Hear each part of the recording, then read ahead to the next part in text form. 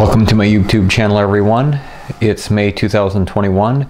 It's been a while since I provided any layout updates, so I thought this would be a great time to give just a brief layout update and just have a little mini operating session here towards the end of the video. So stick with it towards the end for some running of the trains. First probably five or 6 minutes, I'm just going to go through and talk about a lot of the changes that I've done on the layout since I've given my last update. Probably the most significant changes that I've made to the layout since the last update is I've been doing a lot of work on the landscaping and the scenery, and I'm really happy to share that I have all of the plywood for the actual the base of the layout is now covered in some sort of ground covering. And I do want to emphasize, by no means am I done, nor am I close to done. But basically, I've used Woodland Scenics green turf, and I'm going to use that as my base layer, and I'm going to build the landscaping up over top of it. Here is my engine yard, or the diesel shop. So there's the yard house right here, or the yard office, I should say. And then there's going to be a little gravel parking lot for that. Again, not quite done with it, but I got some of the base layers and things down. Here's a view just sort of looking up through the yard here, and again, just sort of see the landscaping, the base layer down. Yeah, I got a little bit of junk sitting next to the diesel shop here that I need to move out of there, but basically this end of the layout, I didn't really focus on doing a lot of the landscaping yet, other than just getting that base layer down. Here's the scene that I worked on, and this is right adjacent to the gas station towards the entry of the yard. Because I had somewhat of a awkward sort of dead space there, I thought it was appropriate for, you know, a service station or a gas station in the, you know, late 70s, early 80s, to have just a lot of junk sitting around, a lot of overgrown junk. Woodland Scenics produces a small detailing kit that has a couple junk cars, a chassis, some wheels, mufflers. Actually, I think it even has a used part of a freight car truck in it. So let me zoom in here just a little bit. Real happy with how this turned out. Again, used a lot of overgrowth, a lot of brush, to just sort of give it the appearance of a, you know, just a junkyard, small junkyard that's unkept. It's neglected, overgrown with weeds and bushes and stuff.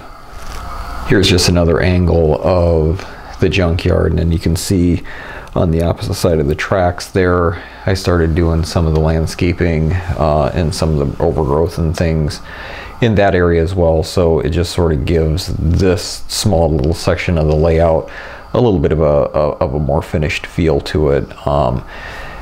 You know, it in my opinion, I think it turned out real well. I'm not really sure how great this is gonna project on video, but in person, it's actually it's a nice little scene we got going on here.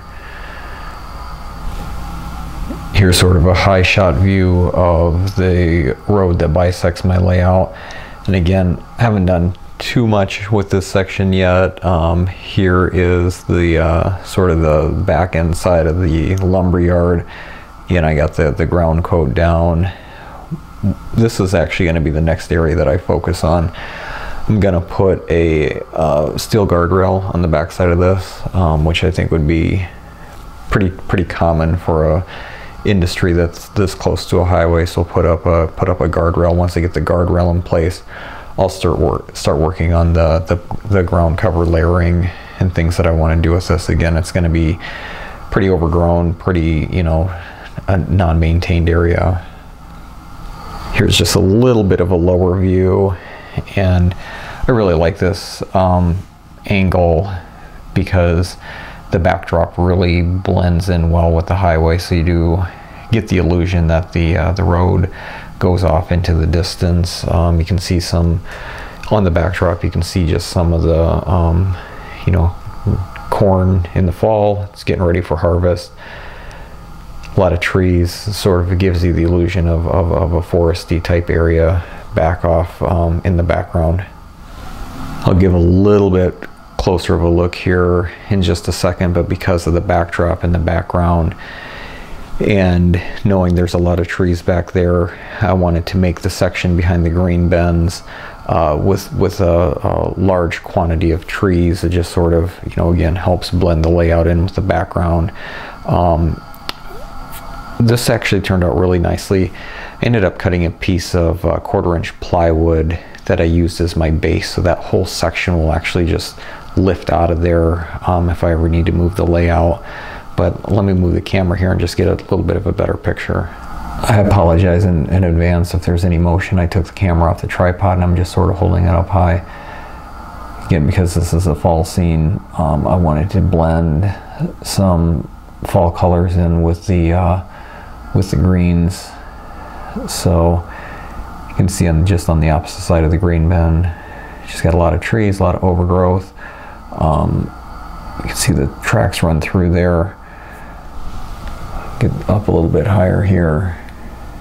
And again, there's some trees on both sides of the tracks to really just sort of give the illusion that they had to sort of hollow out this part of the layout to make trains go through here. And again, here's on the back side of the green bins. So a subtle little detail, and this is really hard to see even because even in person, because of just the trees are sort of hiding things. After I made my cornfield, I had a little bit of leftover dried corn. So again, just in an effort to sort of blend the layout in with the background, here's actually a little bit of corn that I have on the layout.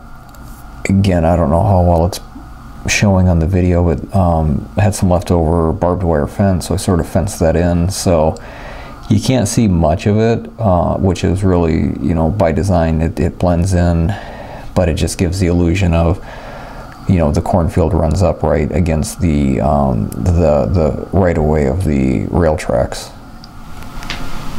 So since the co-op is really one of the main features of this layout, because it's sort of front and center, I want to spend a lot of time, you know, really giving the illusion that this is, you know, it's a rural grain elevator. A lot of times the tracks were maintained by the co-op or the elevator.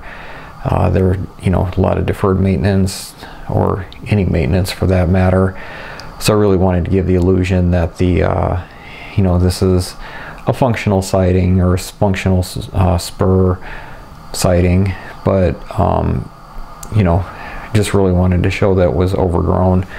So again, got a lot of just overgrowth here along the right of way of the track, but then in between the siding for the grain elevator, just a lot of overgrowth. And I'm going to move this locomotive and the rail cars out of here to give you a better look at what I did in the actual siding.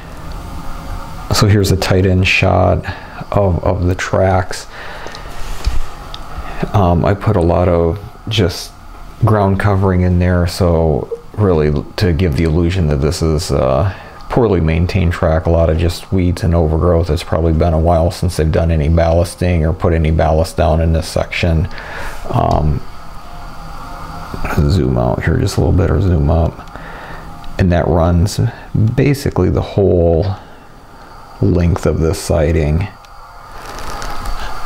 Another little detail that I added. This is actually cornmeal, but more or less to give the illusion of some spilled corn that either, you know, they didn't have the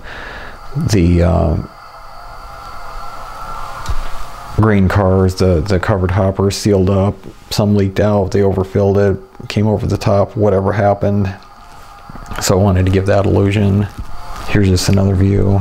Put just a small rock path for anybody getting up into the co-op office. You can see just a lot of overgrowth by the co-op office. Overgrowth right here by the light post. Added some weeds. yeah, again, my goal here is really to just sort of show that, you know, they don't spend a whole lot of time cutting the grass here or hitting things with Roundup. Here's just another view from the opposite end of the co-op. You can see some of the spilled grain. So again, I'm real happy with how this turned out. I think it looks really, really nice. Still some work to be done along the main line. Still some work to be done behind the co-op and on the edge of the old grain elevator, but generally speaking, this has all turned out really nicely. The last thing I wanted to show before I jump in and run trains for a few minutes. So if you remember when I did my product review of the Digitrex DT602 throttle that came out a year and a half ago, was this was actually incompatible with the throttle pockets I had. It was actually too fat. So earlier this year, Digitrex, and you can see that they've got their nice little logo on this, they developed their own throttle pocket, which is compatible with the 602, which I have right here. It's also compatible with the UT6 throttle that I have, so you can see that sort of fits nicely right in there. Again, here's the 602 that fits in. These are actually relatively inexpensive. I can't remember the exact price I paid for them. I think they were somewhere around $10 each, maybe a little bit less than that. But it's very nice because this fits nice and secure in here. You have access to all of the buttons on it, so you don't necessarily have to be holding it the entire time to run trains. You have access to the throttle knobs, and you know, I use my hand throttle to control the turnout, so have access to all the buttons and things. So this is the state of my layout as it is. Not sure how much I'm going to get done as we head into the summer months here, 2021. Things are thankfully heading back to normal, it seems. I think we're hopefully going to be able to do some traveling this summer, plus just be able to be outside and enjoy the nice weather when it's not snow on the ground and freezing cold here in Iowa. So I'll be giving updates periodically. I know Athearn has some new locomotives coming out towards the end of this month, some GP18s in Illinois Central. Later on this summer, they're releasing some GP38-2s and gray and orange and the orange and white scheme ICG back from the early 80s. So I'll be jumping on to do some product reviews if there's things that come out. Otherwise, if I have any, you know, massive developments with the layout, I'll provide some updates. But sit back and enjoy some trains running, and you know, if you have any questions, be sure to leave it in the comments and I'll be sure to answer them. So have a great day.